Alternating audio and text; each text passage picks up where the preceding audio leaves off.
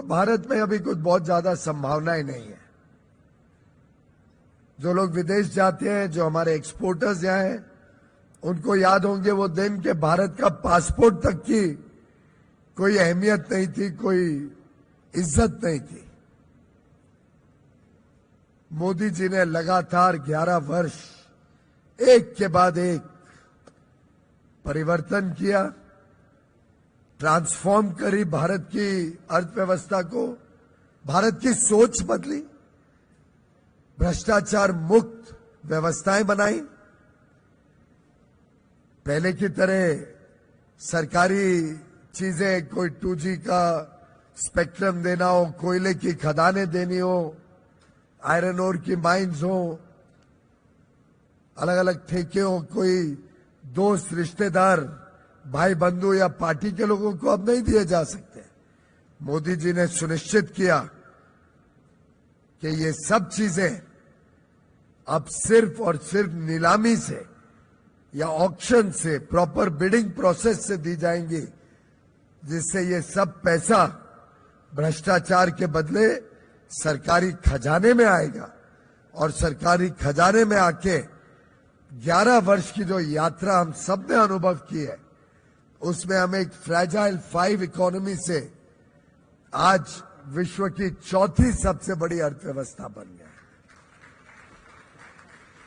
और 2 साल में हम विश्व की तीसरी सबसे बड़ी अर्थव्यवस्था बन जाएंगे। $5 ट्रिलियन की इकोनॉमी होगी। और आप कल्पना करिए आज क्या बैंकों की स्थिति है। मजबूत है, लोन देने की क्षमता रखते हैं, ब्याज के दरों में भारी कमी हुई है, अर्थव्यवस्था GDP 7-7.5% पे ग्रो कर रही है। पिछले क्वार्टर में तो, पिछले तिमाही में 7.8% पर भारत की GDP बढ़ी थी। महंगाई की दर अभी अभी आपने देखी 2%, मात्र 2%। आजादी के बाद अगर आप देखें तो सबसे कम महंगाई अगर किसी दशक में रही है तो प्रधानमंत्री मोदी जी के कार्यकाल में सबसे कम महंगाई, एवरेज महंगाई पिछले 10 वर्ष में रही है।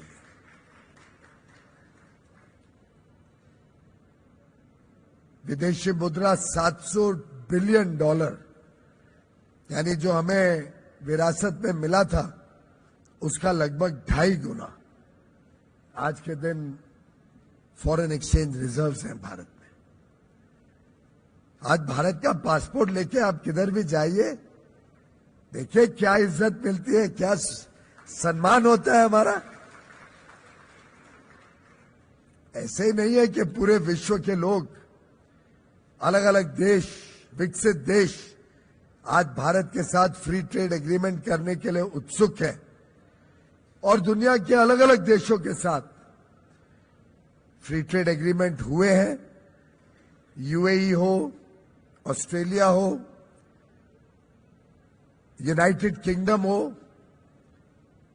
परसों से 1 तारीख से 4 देशों का समूह, स्विट्जरलैंड, लिechtenstein, नॉर्वे और Iceland. If you like the video, do like, comment, share and subscribe.